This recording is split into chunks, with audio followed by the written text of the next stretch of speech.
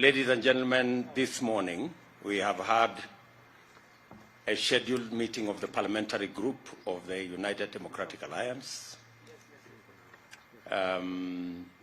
involving our senators, members of the National Assembly, and today we asked governors who are in town to attend. We've had robust engagement on matters to do with the parliamentary calendar. We've had also consultations with members of the PG on party activities. The neck of the party was represented by the chair, the SG, and members of the secretariat.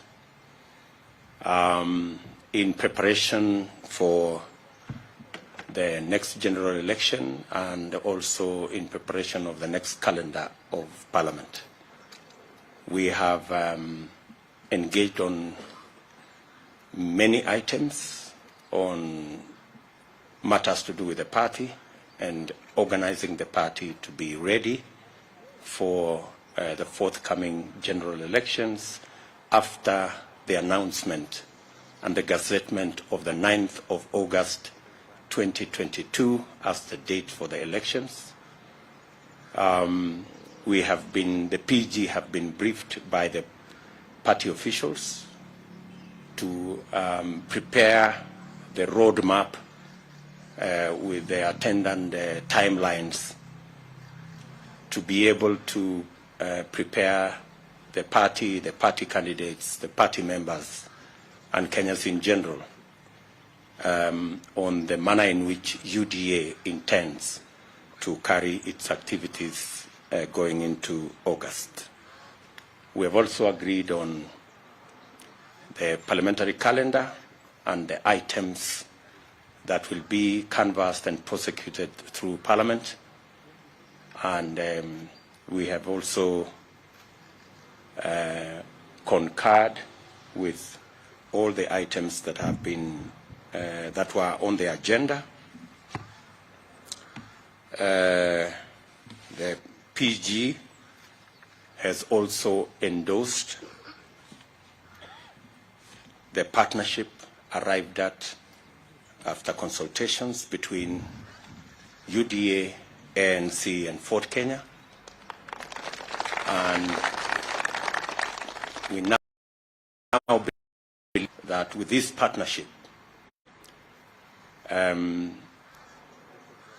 the country has been given direction on the next general election. We believe that all independent arms of government should perform their duties as required of them by the Constitution, and we will support all institutions, independent institutions, in making sure that we have a credible, a free and fair election. We have taken a very firm position against violence, and the party's position to its members, to all our candidates, is that violence must never be part of the equation as we canvass for votes going into this election. We expect the IG and all the other institutions of government to ensure that notorious participants of elections that have a track record of violence are stopped from continuously injecting violence into our election equation.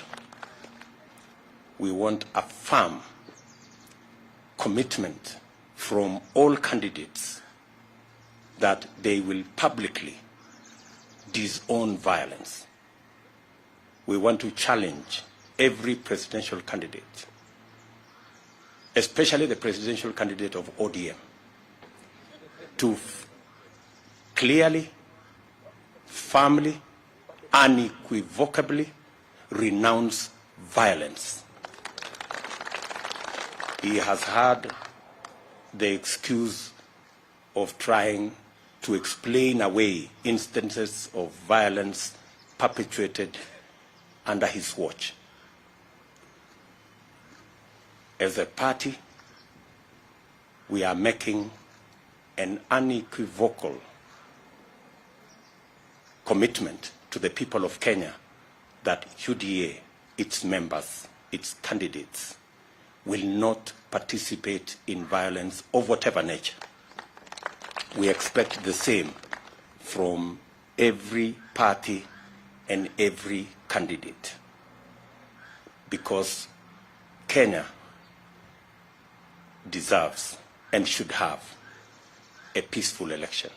We expect the people of Kenya, out of free will, without blackmail, intimidation, or threats, to make their choices free of violence. That is our very firm position as a party. I'm going to ask members of the PG to read the statement on behalf of our parliamentary group, starting with Alice Wahome.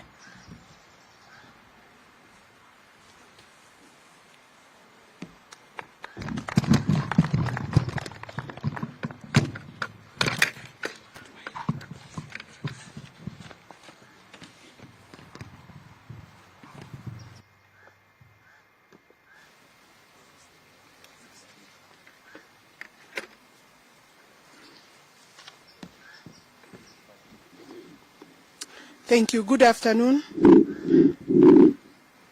The statement is given today by the PG of the United Democratic Party parliamentary group after its first meeting of 2022. This is our first meeting this year, held here today, the 24th of January, 2022.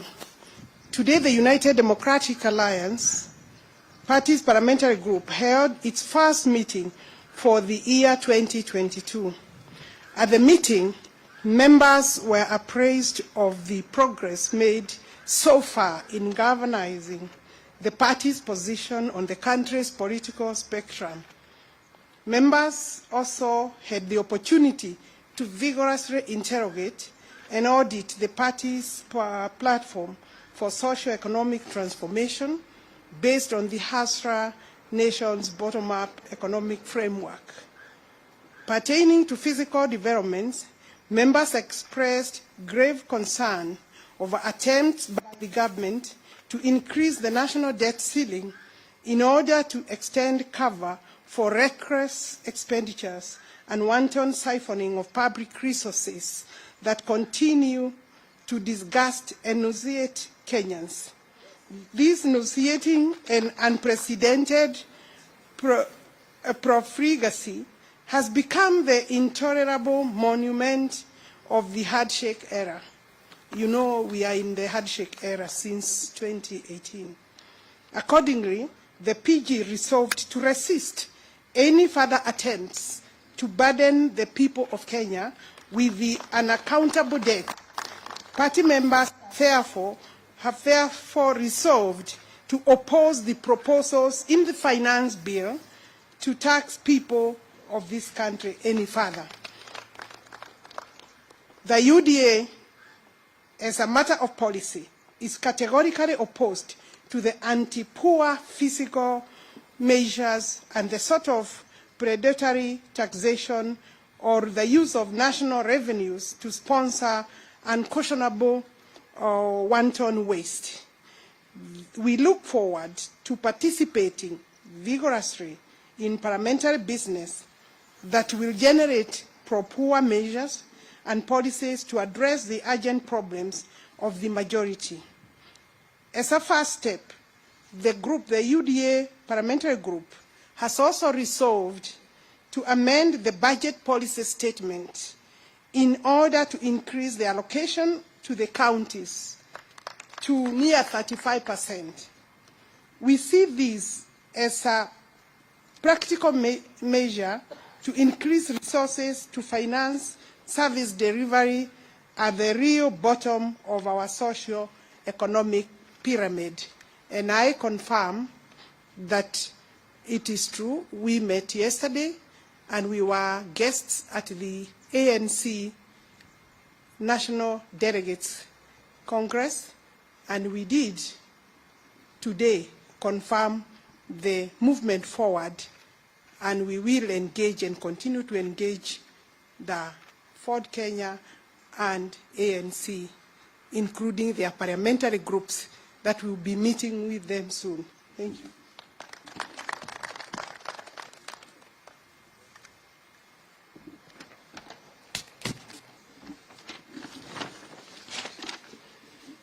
The UDA parliamentary group meeting exhaustively deliberated on the following agendas, which are part of the parliamentary calendar in its last few months.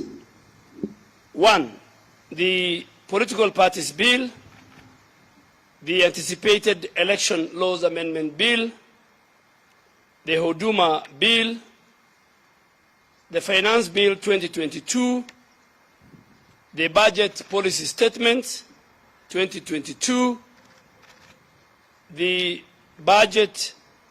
national budget for 2022, the petroleum products amendment bill, which is coming for the third reading and the final, and the anticipated regulations of political parties act. Our members will participate robustly and vigilantly to ensure that the legislative output is pro-hustler, pro-the citizens, and conforms with the core principles of the UDA National Socio-Economic Transformation Platform. We are fully cognizant of the ongoing drought affecting various parts of our country, and we must give this matter serious attention because drought occasions tremendous human suffering and inflicts devastating losses to pastoralists, farmers, and all people whose livelihoods depend on the agriculture sector, the livestock and beekeeping value chain system. And we look at this in the light of the supplementary budget and the main budget that will come before this House. And more specifically, our parliamentary group, in looking at the supplementary and the main budget, will allocate resources to agricultural farmers who are now beginning the planting season in order to cushion them and give them subsidy. And I ask government that the resources Parliament will allocate will act as subsidy to our farmers as they begin the planting season, and above all, allocate more resources in the supplementary and the budget for the pastoralists who are affected by the drought. Therefore, the UDA parliamentary group resolved to introduce amendments to the budget policy statement, to the supplementary budget, in order to allocate enough and adequate resources to caution Kenyans from the harsh economic conditions, including the impact of drought. As our PG goes forth to engage in Parliament on issues that matter to millions of ordinary Kenyans, the party parliamentary wing will continue to involve Kenyans of all walks of life to participate in defining and redefining our party's agenda. And this involves wananchi from all levels are invited, and from all wards to all our counties, to join us and contribute to consultations that will discuss the economy of our country, how to revamp the economy under our leadership, that will be conducted in all the 47 counties, that will be led by our economic team, working with our Secretary General at the party level. And this is what will produce the party's campaign manifesto at all levels, so that each and every Kenyan in every part of our country will have a role to participate in the development of the UDA manifesto. The UDA is committed in conducting its political activity in a peaceful, inclusive, respectful manner that optimizes democratic engagement and produces a cohesive national conversation. We therefore strongly deplore any form of inciting, divisive or discriminative activities during the campaign period or at any other time. Our communication and broadcast media must be tools of national building, not incitement and the propagation of hate within our society. Our criminal justice system must perform its constitutional duty of protecting freedom of the citizens and effectively dealing with antisocial tendencies during the campaign period. As our party leader and the Deputy President of the Republic of Kenya has said it earlier, the parliamentary group has also endorsed our partnership between UDA, ANC and Ford Kenya, and we have agreed that on all programs, and even in Parliament, on all programs of joint rallies, and that our leadership in the National Assembly and in the Senate will have a further consultation with the leadership of ANC and Ford Kenya, so that at the legislature we form a common ground and a purpose that will benefit the people of Kenya. Thank you very much.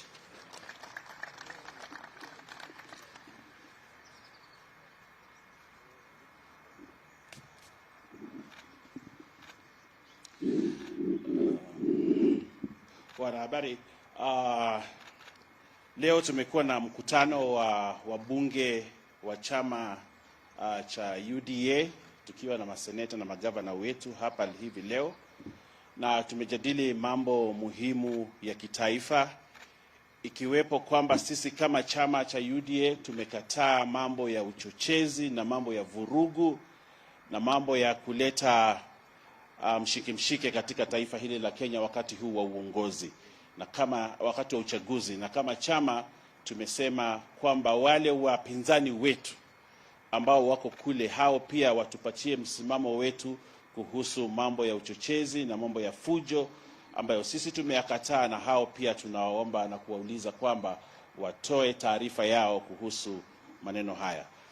Pili, kwamba mkutano huu tumekubaliana kuhusu ile miswada na mijadala na sheria ambazo zinakuja katika bunge, kwamba sisi kama UDA tutasimama kidete na watu wetu na wabunge wetu watakuwa bunge kujadili na kuhakikisha kwamba sheria ambazo zinapitishwa, ikiwamo bajeti ambayo inakuja na ile pesa ambayo itafadhili bajeti, kwamba sisi tutasimama kwamba miswada yote ambayo itapitishwa pale isimame na Wakenya wale wa kawaida, kwamba zile pesa ambazo zitatengewa zitengewe watu ambao kwa sasa wanapata shida na uchumi huu wetu, wale wananchi wetu wa kawaida. Na pia tunasema kwamba katika mambo ya agriculture na ile budget statement ambayo itakuja, sisi kama wana UDA tutasimama na wakulima, na tunasema kwamba vile bei ya mbolea imefika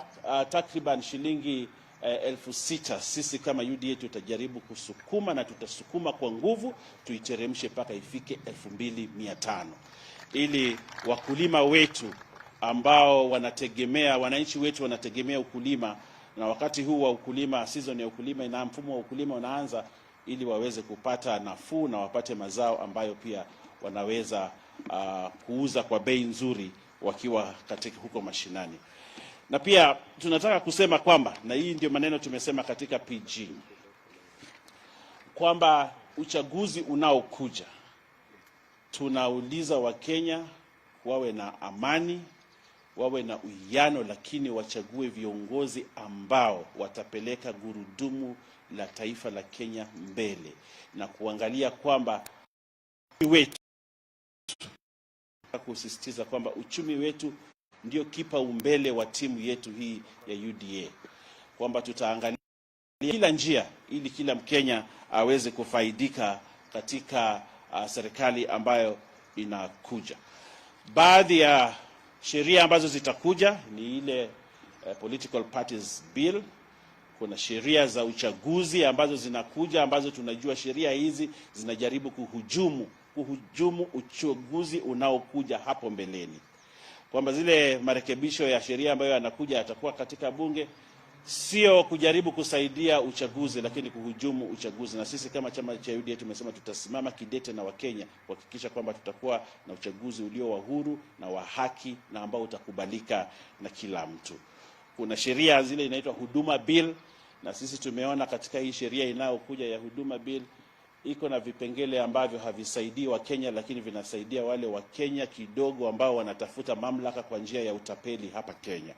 Na kusema kwamba the Petroleum Products Bill ambayo itakuja katika bunge, sisi tunasema kwamba uchumi wa Kenya unazidi kuzodorota kwa sababu ya haya maneno ya mambo ya petroleum, mambo ya petroli. Na tunasema kwamba tukipunguza bei ya petroli, uchumi wa Kenya pia utapanda. Na sisi kama wana UDA ambao tunaamini kwamba sisi tunasimamia wale wananchi wa pale chini, wananchi wadogo, tutahakikisha kwamba wananchi wanapata haki katika hii sheria ambayo inakuja. Na pia kusema kwamba sisi tutakuwa ngangari sana huko Senate kuhusu hii maneno ya Regulations of Political Parties Act. Kama vile mlituona pale National Assembly, pale bunge la kitaifa, pia pale Senate tumejipanga kupambana kuhakikisha kwamba sheria ambazo zinapitishwa ni sheria ambazo zitasaidia Wakenya, sio kusaidia Wakenya wachache ambao wanataka mamlaka kwa mlango wa nyuma. Asanteni sana, Mungu atubariki.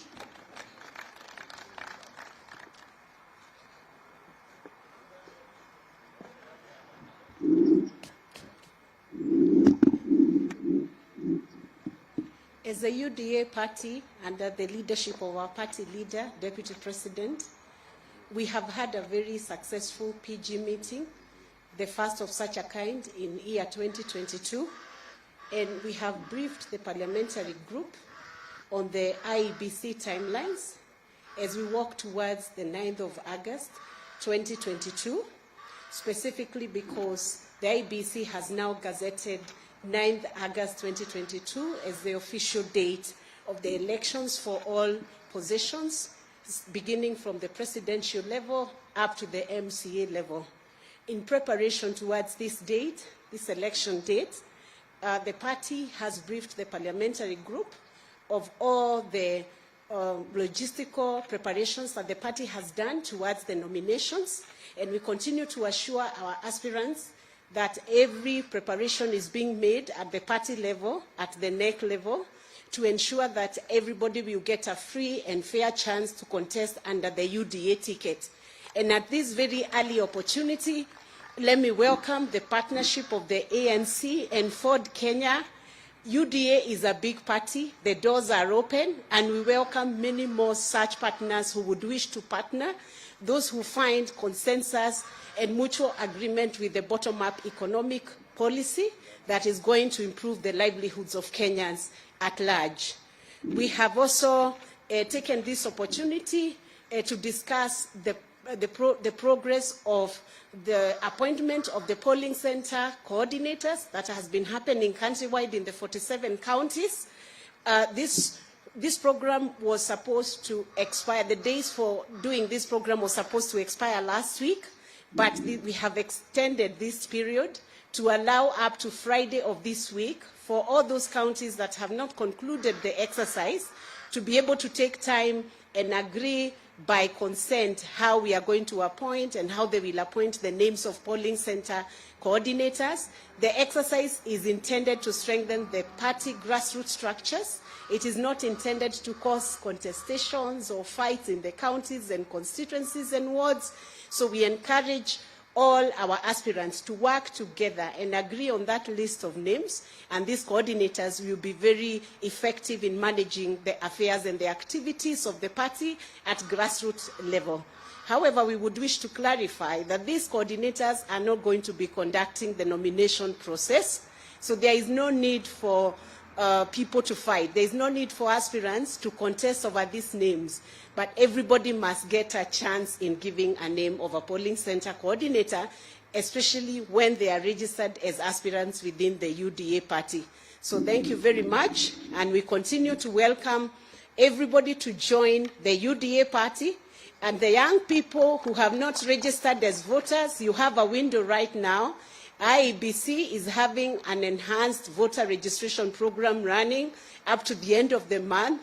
Please make a point of registering if you are not yet registered. And for all those who would like to join the UDA, please visit the e-citizen, resign from the parties that you have been, the parties you do not want to be in, and join the UDA party. Asante sana.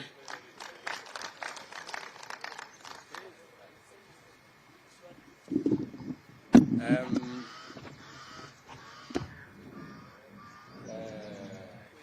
me request we can have maybe one or two questions just to clarify on the subject matter that has been discussed in the PG. So, yes, Mr. Mureithi or Amaneto Naniwinjama. Good afternoon, Deputy President. Good afternoon. Three questions. One question at a time. If you would probably provide some of the details of this relationship that you formed with the Amani National Congress and Ford Kenya, and what numbers are you looking at with regards to parliamentary strength, now that most of the talk that is here is with regards to the strength and pushing the agenda that is Hustler-driven. And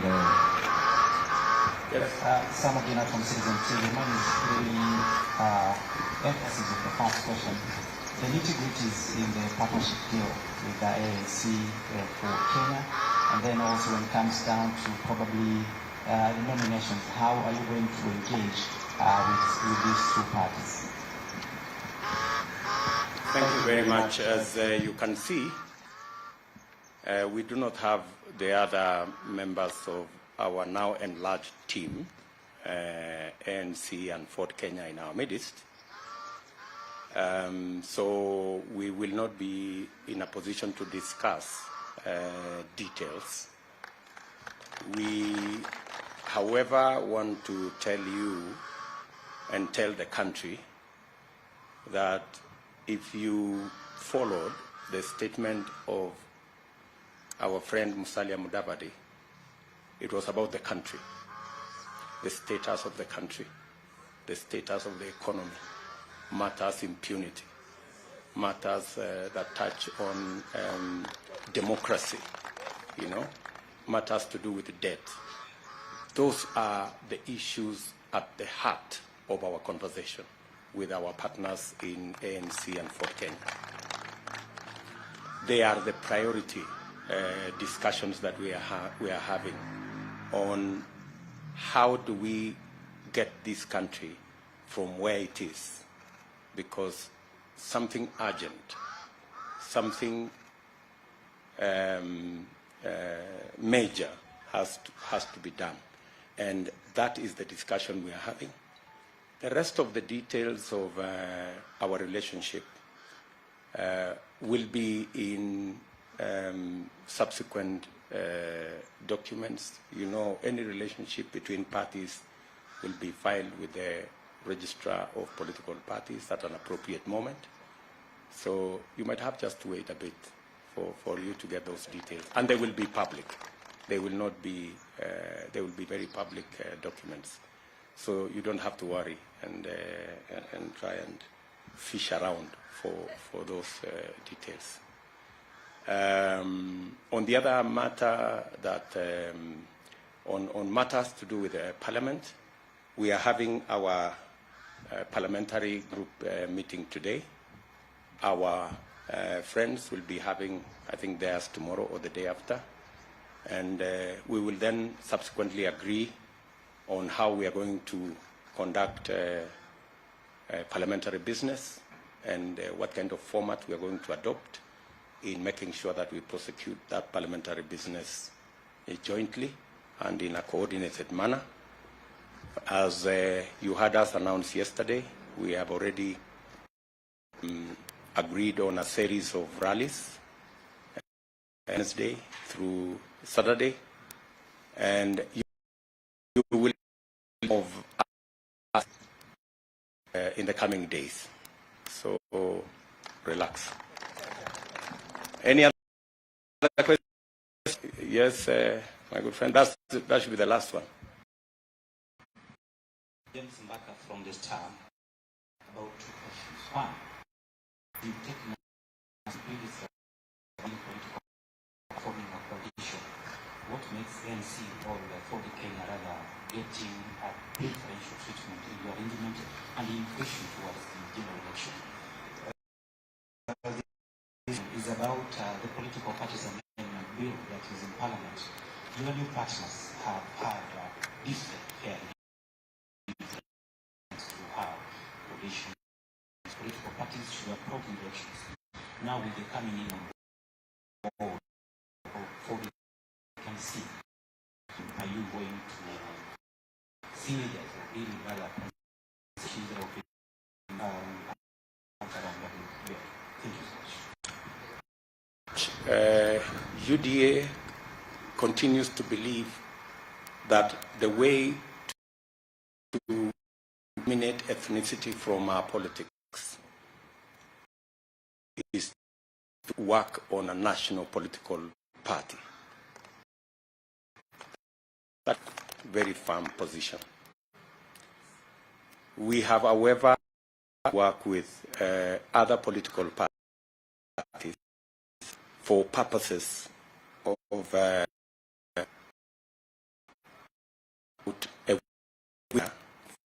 for elections, especially in the face of the onslaught by those who are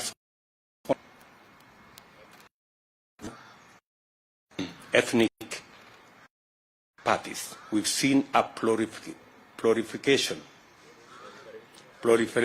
of political parties sponsored purposely for purposes of dividing people and working on dividing our bases.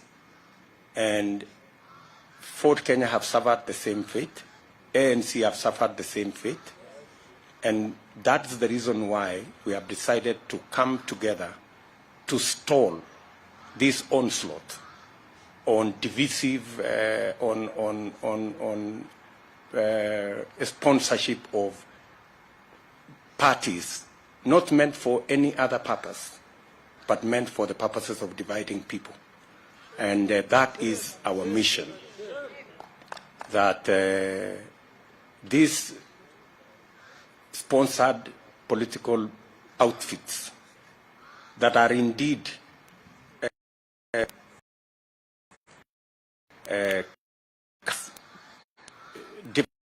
parties, but they are actually ODM outfits, because our competitors cannot face the electorate because of their bad history.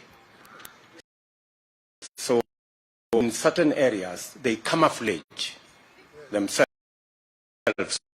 as for that party or something called Kuzimia, you know.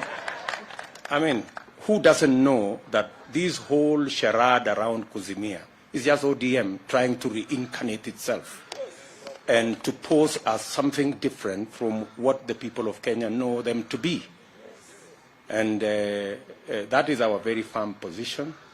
And we have agreed with our partners, ANC and Ford Kenya, that our mission is, as opposed to what our competitors are doing to create divisions, our mission is to unite the country. And so we are pursuing that mission. I thought we have closed that chapter. Thank you very much, good people. There is always another time.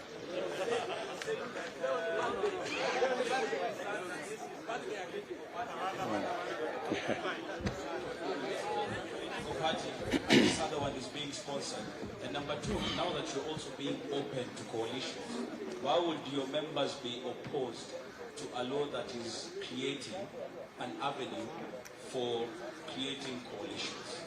How will you be able to discern now that you're saying ANC is facing the same problem, Ford Kenya is facing the same problem, and all these other political parties are not genuine? My friend, unless you don't live in Kenya, unless you don't live in Kenya. When we say sponsored political parties, I think you know them as much as I do. And you know who the sponsors are. And you know who are being sponsored. And they are even unapologetic.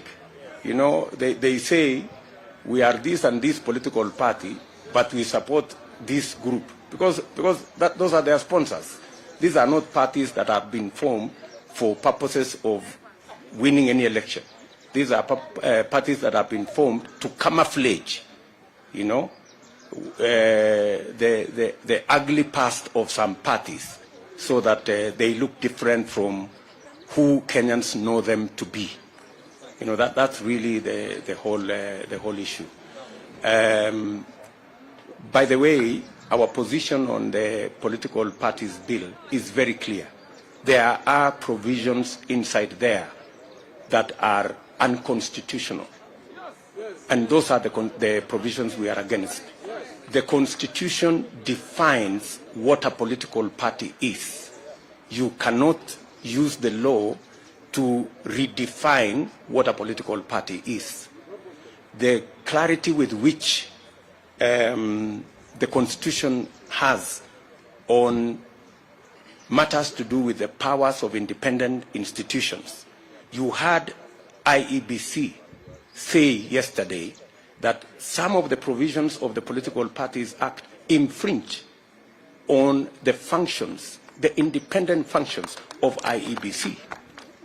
And I am sure that even if this law is forced through, Kenyans will stand up to it and challenge it in the right places so that the Constitution is upheld and a free, fair, democratic elections are held.